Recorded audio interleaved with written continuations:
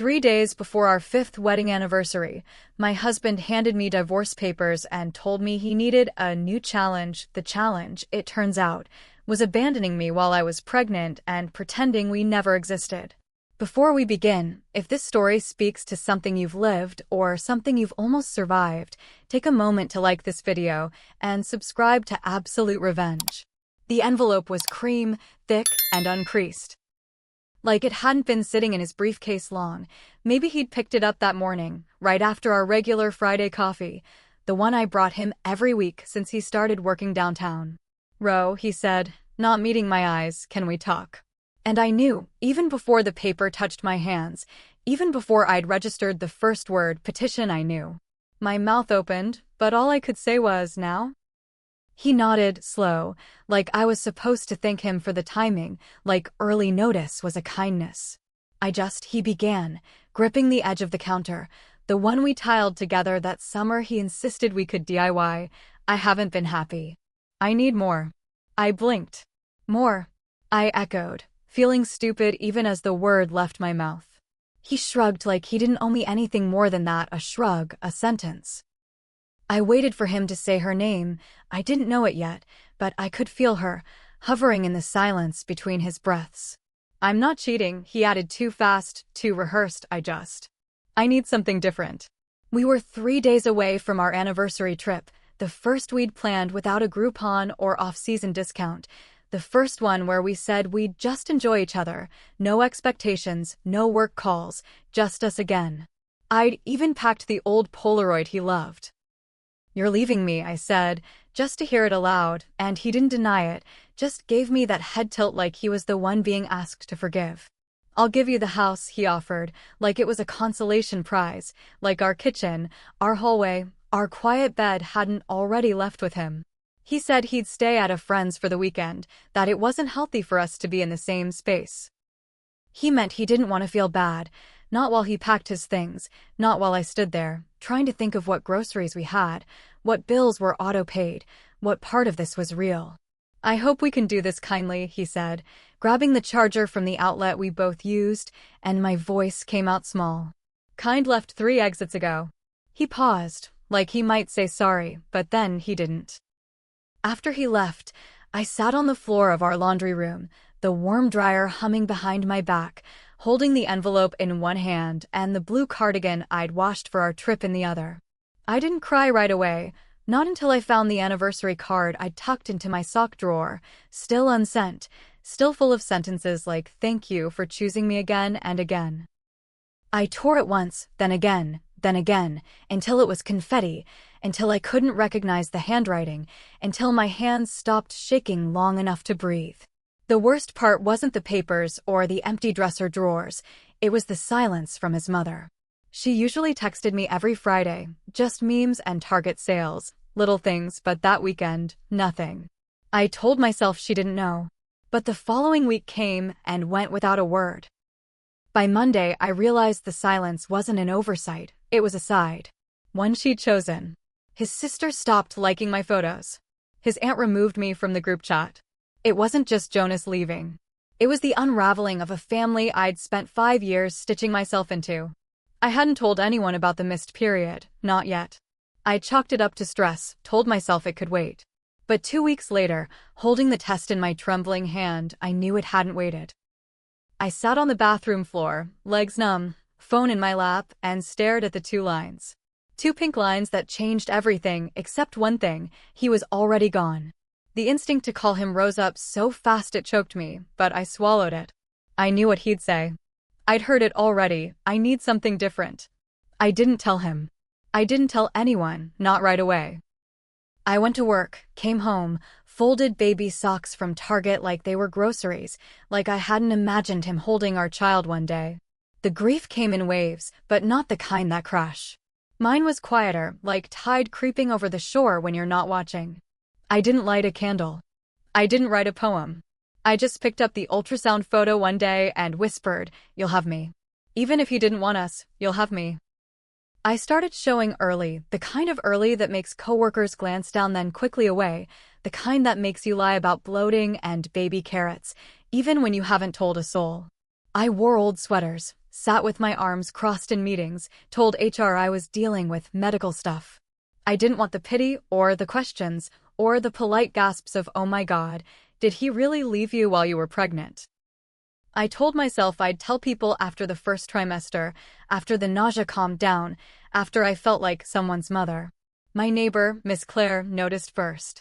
She was in her 60s, ran a daycare in her living room, always smelled like flour and lemon oil. "You keeping secrets, baby girl?" she asked one morning as I bent to pick up a dropped key. I paused, straightened, tried to laugh it off, but something in her gaze held me. "Mamas glow in a specific kind of grief," she said, not unkindly, and I've seen that glow before. I exhaled into my scarf, nodded once. She said nothing more, just handed me a cinnamon muffin wrapped in foil and patted my wrist. Telling my mother was harder. We hadn't spoken much since the divorce papers came. She loved Jonas, called him her second son, said we were proof that good men still existed. When I finally called, her silence told me she'd heard the news already. "Is he helping at all?" she asked, voice small. I hesitated. "He doesn't know." The quiet after that was longer than it should have been. "You're not gonna tell him?" she asked, careful not to judge, but I heard the weight in her tone. I didn't answer right away. I didn't need to. She already understood. Some nights I'd lay on my side and press my palm against the curve of my belly, wondering what he'd look like. Would he have Jonas' hands, those long fingers that always knew how to undo things gently, or my eyes, tired and brown and watching everything? I spoke to him sometimes, quietly. Told him the world was messy, but I'd make sure his wasn't.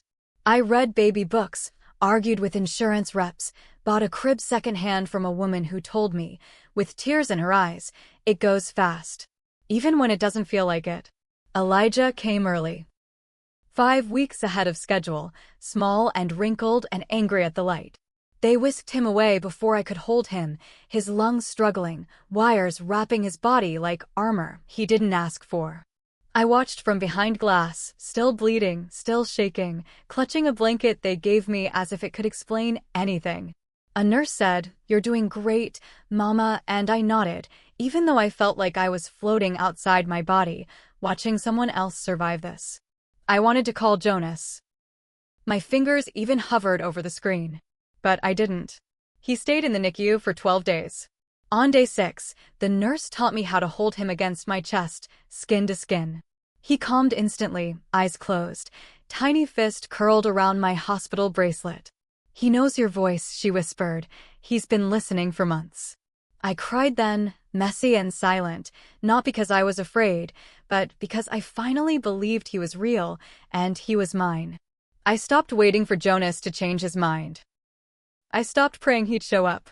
That moment, Elijah's breathing soft against my heart, was the only promise I needed. We went home in a cold November rain, wrapped in a blue blanket Miss Claire had knitted while I wasn't looking. The apartment felt different, like it had been rearranged for a new kind of silence, not empty but waiting. I laid him down, sat on the floor, and stared at him for hours. The world outside kept going, emails, rent reminders, bills, but inside, everything had shifted. I was someone's anchor now. I was someone's history.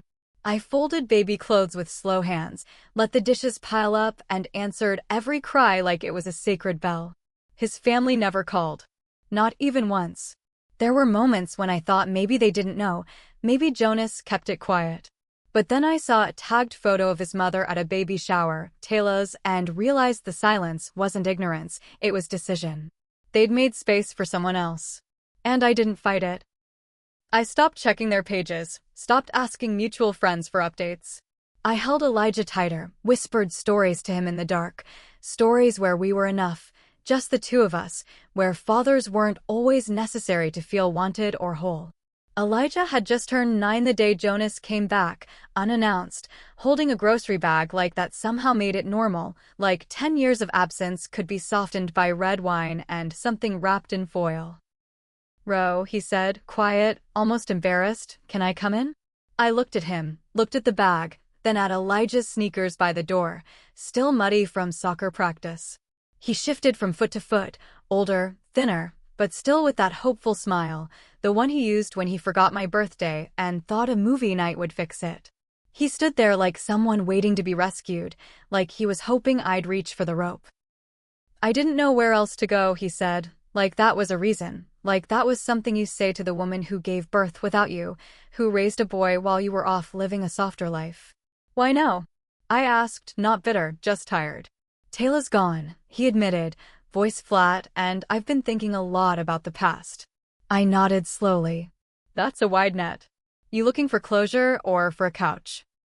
His eyes flicked toward the living room, where Elijah's art projects were still scattered on the table, half-glued stars and bent popsicle sticks.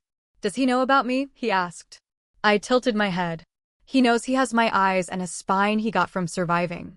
That landed heavier than I meant it to, but he didn't flinch, just looked down like maybe he deserved worse. I stepped aside, let him in, not out of grace, but because Elijah was upstairs and this wasn't the place for raised voices or public wounds. 5 minutes, I said. Nothing more. He walked in like it hurt, like every step reminded him he'd given this up. Sat on the couch, looked around like a guest. You changed the curtains, he said. I didn't reply. I thought about writing, he tried again. I raised an eyebrow. Did your pen break or your hand? He closed his eyes, leaned back. I earned that.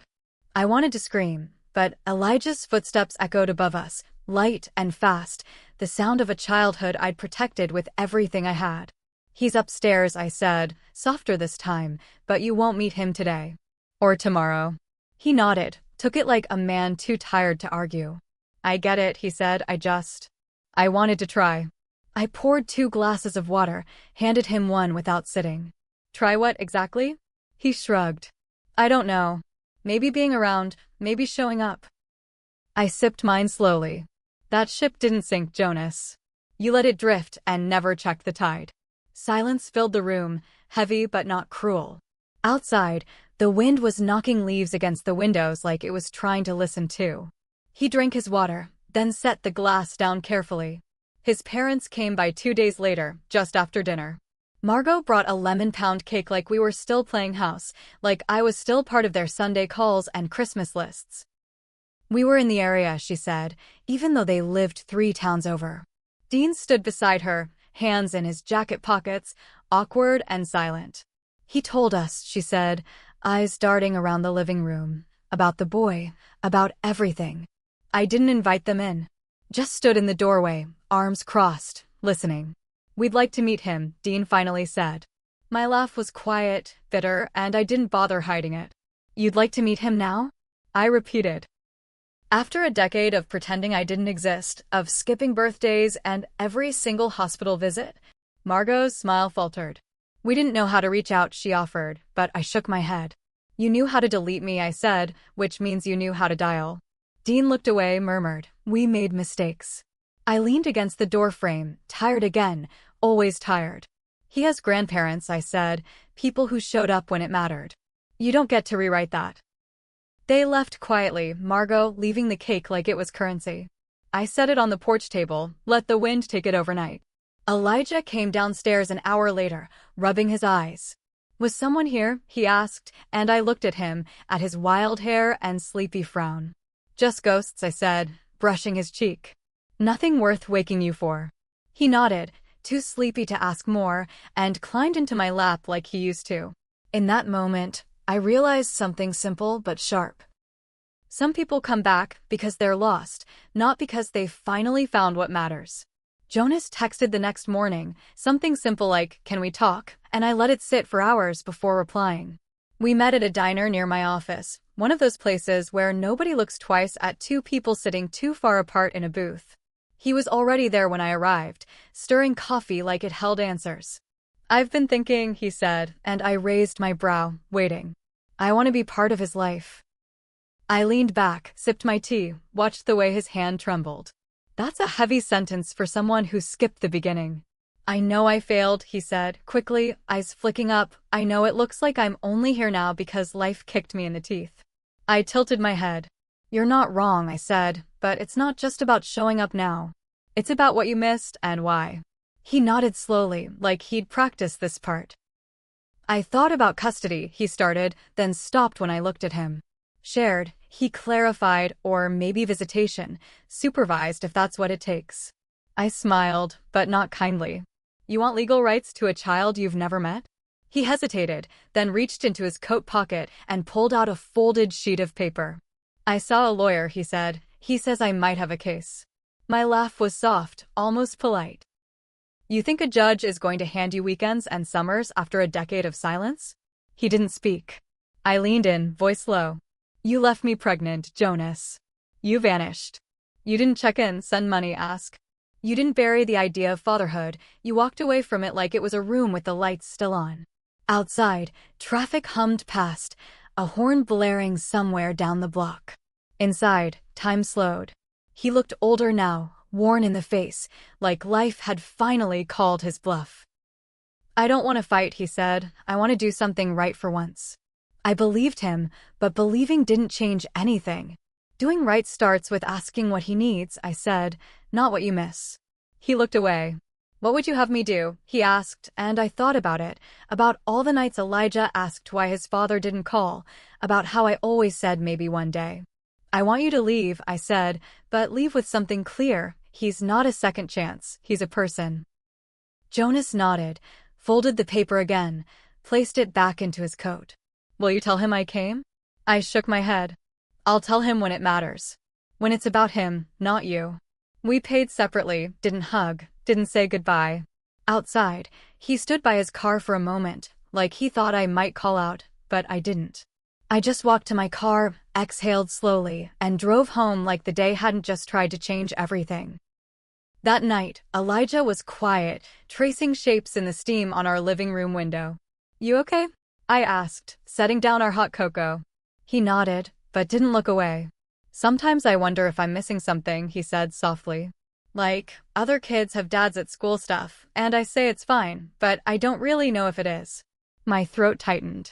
You're not missing anything, I said, sitting beside him. You've had a life full of love. And anyone who wanted to add to it had their chance. He leaned into me, his head warm against my arm. A week later, a letter came from a lawyer, not aggressive but formal, outlining visitation possibilities. I brought it to my own attorney, who scanned it and shrugged. Empty gestures, she said. No judge gives rights to someone without history. I nodded, still read it again that night, alone at the kitchen table, wondering if maybe the gesture meant something else. I didn't reply. Instead, I boxed up old photos, cleared the shelf where our wedding picture used to sit. Sometimes you tidy the past without anger, just to make room for something cleaner. Sometimes you stop answering doors. Then one morning, a message popped up from Margot, just a question. Can we help financially? I stared at it for a long time. My hand hovered over the keyboard, but I didn't reply. Not yet. Not until I understood what they were really offering, help or control. I deleted the message, picked up Elijah's lunchbox, and packed his favorite sandwich with the crust cut just the way he liked. He was humming upstairs, some silly song he'd made up, and I realized then that whatever came next, we were already okay. Some bridges don't need burning. Just a lock on the gate. Elijah was sketching again, pencils scattered across the kitchen table, lines forming trees with roots that tangled into houses. Do you think trees remember? He asked, not looking up. Like, the ones planted near old places? I set down his juice, watched him for a moment. I think they remember everything I said, and he nodded, satisfied. Later that night, I found one of his drawings tucked into my planner. It was our apartment, with 2 trees growing around it, their branches holding tiny hearts. I pressed it against my chest, and something in me folded carefully, like a note. 2 days later, Jonas showed up again, this time with a man I didn't recognize, mid-40s, pressed shirt, soft leather folder under his arm. This is Marcus, Jonas said. He's a mediator. I crossed my arms. You brought a middleman to my door? Marcus smiled, calm and practiced. Only here to talk, Rochelle, strictly informal. I let them in, mostly because Elijah was at school, and I didn't want to argue on the porch. They sat across from me like I was a panel to be convinced. We think, Jonas started, but I held up my hand. Careful with we. Marcus explained options, things like financial support and co-parenting frameworks, words that sounded too clean for the years we'd lived without any. I listened, nodded where I needed to, asked questions that made Jonas squirm. "And what do you think Elijah owes you?" I asked gently. Jonas looked away. "Nothing," he said, too quickly. "I just want to be there now." I leaned forward, folded my hands. "Wanting doesn't undo absence," I said. "He isn't a chapter you get to edit. He's the story that happened when you closed the book." Marcus shifted, glanced down at his notes. I handed Marcus a folder of my own. Inside were medical bills, school letters, therapy receipts, all with my name on them. "This is what showing up looks like," I said. "I'm not here to keep Elijah from anything good, but you have to prove you're capable of good, consistently, quietly, without expecting applause." Jonas stared at the papers, then at me. "This feels like a trial," he said. I nodded. "That's exactly what it is." Marcus closed the folder, his face unreadable. "We'll follow up," he said, and I saw it in his eyes. This wasn't going how they'd planned. That night, I told Elijah that his father had visited again, carefully, like unwrapping something breakable. "He wants to know you," I said, watching his face. Elijah didn't flinch. "Do I have to decide now?" he asked. "No," I said, brushing his hair from his forehead. "You decide when it's right for you." He was quiet for a long time, then said, "What if I'm just not ready ever?" I kissed his temple. "Then we don't open the door. We stay where it's safe until you say otherwise." He nodded, small but sure. "Okay," he whispered, "I like safe." A week passed, then another, and the follow-up never came. Instead, a check arrived in the mail, no note, just a name in the corner. Margot. I stared at it for a long time, unsure what it meant. I cashed it, not for me, but because Elijah needed new shoes, and the rent had gone up again. I didn't owe them gratitude. I owed my son security. Later, I told Miss Claire, and she just nodded. "Sometimes the people who failed you try to stitch themselves back in with money," she said. "Take it. But don't let them back in the fabric." 2 days later, Elijah got sick, fever, shivers, the kind of illness that makes you sit beside their bed all night counting breaths. I sat with him, cool cloth on his forehead, whispering stories he barely heard. At 2 a.m., he opened his eyes and said, "Don't go." I held his hand tight. "I'm not going anywhere, baby. I'm right here." In the hush of that moment, I realized what made me angry wasn't just that Jonas left, it was that he missed this. These nights, these fears, these small sacred promises that make you a parent, not the paperwork. By the time the fever broke, I had stopped waiting for Jonas to redeem anything. I packed away the paperwork, folded it into a shoebox labeled closed, and moved on. Some things don't need closure, they need distance. Elijah came into the kitchen, pale but smiling, asked for waffles. I made them the way he liked, crispy edges, soft middle, honey instead of syrup. We sat at the table, his drawing beside us, and he said, "I had a weird dream." I looked at him, all long limbs and sleepy eyes. "Was I in it?" I asked. He smiled. "You always are." Spring came late that year, all wind and hesitant blossoms, like the weather couldn't quite decide if it wanted to begin again. Elijah had started humming more, always something he made up, soft under his breath while brushing his teeth or tying his shoes. I found myself listening, not for the melody, but for the steadiness in it. One morning, while packing his lunch, he asked if someone left and then came back, but only because everything else failed. "Does it still count as love?" I paused, put the lid on his juice. "It counts as coming back. That's all." Later that week, Jonas called one last time. His voice was low, almost cautious, like he already knew what I'd say. "I'm not asking for anything," he said. "I just wanted to tell you that I get it now. I see what I missed." I didn't respond right away, let the silence stretch until it softened. "I hope you mean that," I said finally, "because meaning it is the only thing that can't be undone." He sighed, tired. "I'm not going to try anymore. I just hope he knows I exist." I looked at the sky through the kitchen window. "He does." We didn't speak after that. I didn't expect him to call again, and he didn't. Sometimes closure isn't loud, it's a phone that stays quiet long enough for your heart to settle. Margot sent a birthday card for Elijah, no return address, just a note inside that said you're always thought of. He didn't recognize the handwriting, just placed it on the counter and asked if we had candles. We baked cupcakes from a box, let the frosting run over the edges, and sang off-key in the living room with the windows open. He blew out his candles without a wish. Weeks passed, and I started noticing how much taller Elijah had gotten. His voice was starting to round out at the edges, his laugh deeper, less boyish. One night, while doing homework, he asked if he could add my last name to his. Not change it, he clarified, just hold both. I felt the air shift. You sure? I asked. He nodded. It feels more honest. I whispered his full name aloud, letting it settle on my tongue like something newly built. Okay, I said, we'll look into it.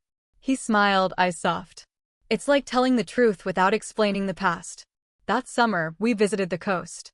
Just us. He ran through tide pools, found shells shaped like commas, and asked if we could start a scrapbook. I took photos of him mid-laugh, hair wet, freckles catching light. On the last night, we watched the sunset wrapped in one blanket. This feels like what home's supposed to feel like, he murmured, leaning into me. I tucked a curl behind his ear, kissed the top of his head. It's always felt like this, I whispered. Even when it didn't look like it. He fell asleep before the stars came out. Back home, I framed one of the photos from our trip and placed it where the wedding picture used to sit. I didn't do it out of spite or erasure, just a quiet rearranging of space. Sometimes healing isn't about burning down what was, but giving more room to what stayed.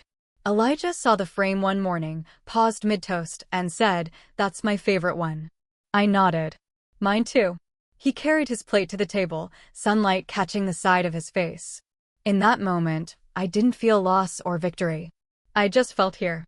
Present. Whole. Life moved on with soft urgency.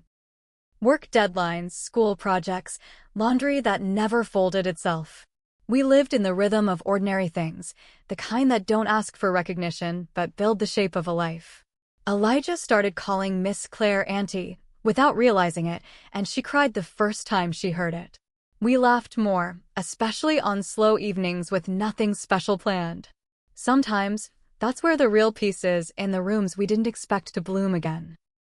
And bloom they did, not loud, not perfect, just quietly, like spring after a long, honest winter. Elijah will grow, and one day, he'll ask for more pieces of his story. I won't keep them from him. I'll hand them over carefully, with context and love, and let him decide what they mean. But for now, I let him just be a kid with his name written fully on the front of his schoolbooks, part mine, part his, all heart. And when he laughs in his sleep, that deep, certain laugh, I know we made it through something. Not because we were stronger than the pain, but because we stayed soft inside it.